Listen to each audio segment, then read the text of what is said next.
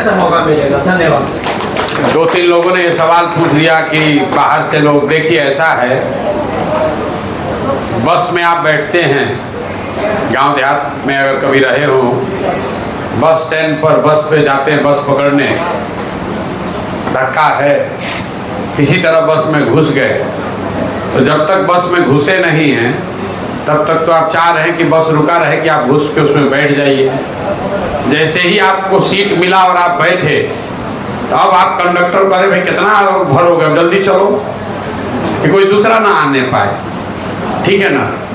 तो जो अंदर आ गया है वो ये चाहता है कि और कोई दूसरा आए नहीं, तो भाई दूसरा आएगा नहीं तो फिर अंदर जो बैठा है वो कहेगा कि भैया दूसरा तो कोई आइए नहीं रहा था, वो भी उतर जाएगा इस पर से, है ना। तो अब ये है कि बात तो ये ठीक है कि बाहर अंतिम में आदमी आएगा वही बैठ जाएगा, और जो पहले मेहनत करके बस को भरा उसका क्या होगा। तो इसीलिए जन सुराज की जो व्यवस्था है, आपने कहा कि जो पैसा वाला होगा उसी को होगा। आप तो यहाँ गया में बैठे हैं, इतने लोग बैठे हैं, पूरे बिहार में किसी ने अगर 1 रुपया चंदा दिया हो जन सुराज को, तो हमको उसका, माइक लाल का नाम बताइए। हम लोग ना किसी से 1 रुपया लेते हैं। हम जब जन सुराज से हम पैसा देकर लड़ा रहे हैं, तो बिहार में दम किसको है कि हमारा ईमान खरीद लेगा? इतना चक्कर मत रहिए। बिहार में पैसा है किसके पास? आप देश के सबसे गरीब और पिछड़े राज्य हैं। यहाँ पर अगर किसी को 100 करोड़ रुपया हो जाए, गया में, पटना में, बेगूसराय में, तब उसको पता ही नहीं चलता है कि अब हवा में चले कि जमीन पर रहे कि समंदर में तैरे। 100 करोड़ रुपया कमा लिए। आप ताइवान में पढ़े हैं, दिल्ली में जेएनयू में आप बताए पढ़ते हैं, दिल्ली में जाइएगा बसंत विहार में, वो घर 100 करोड़ रुपया में नहीं खरीदाएगा। बॉम्बे कहीं गलती से चले गए तो नरीमन पॉइंट पे वो फ्लैटों का दाम 200 करोड़ रुपया है। यहाँ किसके पास पैसा है कि हमारा ईमान खरीद लेगा? किसी को दम नहीं है। तो वो चिंता मत कीजिए। अब हुआ कि चुनाव होगा कैसे, तो जन सुराज में ये व्यवस्था बनाई गई है कि चुनाव लड़ने वाले संभावित प्रत्याशियों का चुनाव का नाम चुनाव से 6 महीना 9 महीना पहले आपके क्षेत्र में घोषित कर दिया जाएगा। एक का नहीं, 4, 5, 7 जितने लोग चुनकर आएंगे, जिन्होंने भी दावा किया, आपको दावा करना है आप भी कर लीजिए।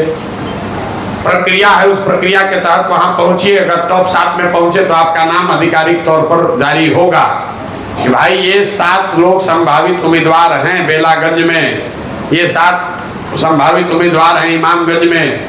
अब इमामगंज की जनता बताइए कि 7 में कौन सबसे बढ़िया है, और एक दिन में मत बताइए, साल भर में सोच के, देख कर, परख कर बताइए। अमेरिका में राष्ट्रपति का चुनाव आपने देखा होगा, राष्ट्रपति का टिकट उम्मीदवार का कौन देता है? कौन देता है? ना सुने हैं कोई? अमेरिका में डोनाल्ड ट्रंप को तो कोई टिकट नहीं ना दे रहा है। कैसे टिकट मिलता है? जिसको भी उस दल से राष्ट्रपति का उम्मीदवार बनना है वो अपना नामांकन भरता है। मान लीजिए 10 आदमी भरा, और 6 महीना तक वो पूरा अमेरिका में घूम घूम कर बताएगा कि हम रिपब्लिकन पार्टी के उम्मीदवार क्यों हो सकते हैं, क्यों हम सबसे बेहतर हैं। फिर रिपब्लिकन पार्टी के जितने लोग हैं वो आकलन करने के बाद, सुनने के बाद तय करता है कि ना भाई डोनाल्ड ट्रंप हमारे उम्मीदवार होंगे। यही काम डेमोक्रेटिक पार्टी करती है। और दोनों का जब उम्मीदवार हो गया तब जनता चुनती है कि दोनों में बढ़िया कौन है।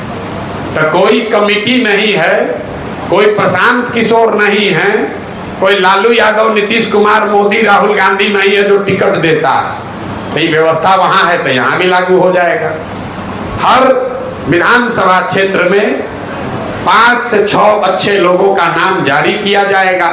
आप बस में पहले बैठे कि पीछे बैठे, उसके बाद साल भर अब फरिया लीजिए आपस में। जिसको जनता ने चुन दिया वही जनता का उम्मीदवार, जन सुराज का उम्मीदवार बन गया। अब उसके पास पैसा कहां से आएगा? जन सुराज के पास पैसा कहां से आ रहा है? बिहार में 13 करोड़ लोग रहते हैं। अगर 2 करोड़ लोग अपने जेब से 100 रुपया दे, ज्यादा नहीं, 100 रुपया, तो कितना रुपया जमा हुआ? 200 करोड़। तो 200 करोड़ रुपया काफी है चुनाव लड़ने के लिए। जरूरत इस बात का है कि व्यवस्था बनाया जाए कि लोग घरे घरे बैठ के वहां से अपने मोबाइल से 100 रुपया भेज सके।